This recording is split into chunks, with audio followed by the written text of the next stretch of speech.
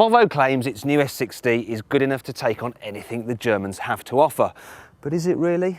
I think this calls for a bit of a group test.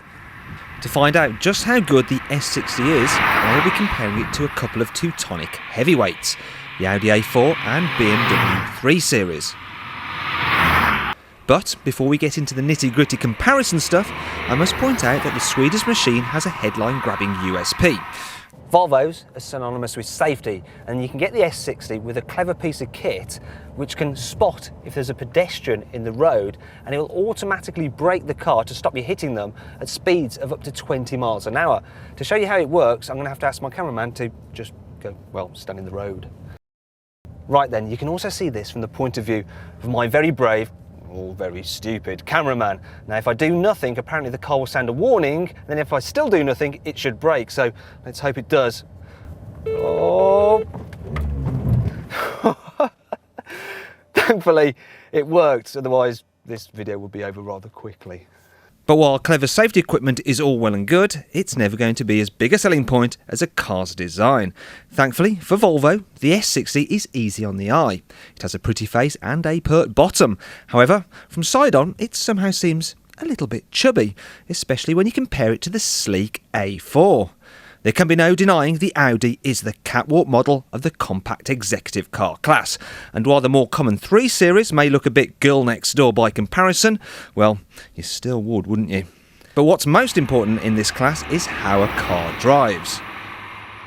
As well as safety, Volvos are also famous for being really comfortable, and the S60 is no exception. I mean, it's really quiet, it's really refined, and these seats, they're almost as comfy as those in my lounge. But what you don't expect from a Volvo is for it to be engaging to drive, but the S60 is the most dynamic Volvo ever.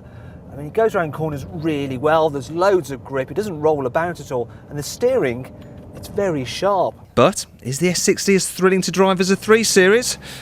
No.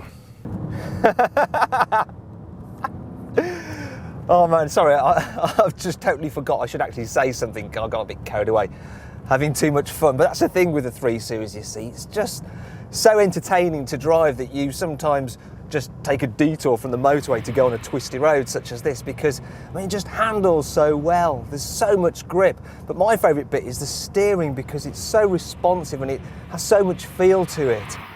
So where does the Audi fit in? The A4 is quiet and refined at speed, and it's also comfortable over a long distance, which makes it a great motorway cruiser. However, it's also good in town as well, because all the controls are nicely weighted. I mean, the gearbox is very positive and easy to use, and the steering is particularly light, which makes it great for doing U-turns in town such as that. Yet, when you get back on the open road, it weights up again. And when the going gets twisty like it has done now, the A4 handles really well. I mean, no body rolling corners at all, and there's loads of grip, even with the front wheel drive version such as this. But if you need more, you can get an all-wheel drive Quattro model. You can also get a 4x4 version of the Volvo, the T6 Turbo Petrol. However, this particular car has the new D3 2-litre diesel engine, which is the pick of the range. But while it's good, it's not quite as good as the 2-litre units in the Audi or BMW. As for the interior, well, the Volvo has plenty of style, is well built, and feels slightly roomier inside than either the BMW or the Audi. And with prices starting at just over 23 grand and generous levels of equipment, you get slightly more for your money with the Swede compared to the 2 Germans.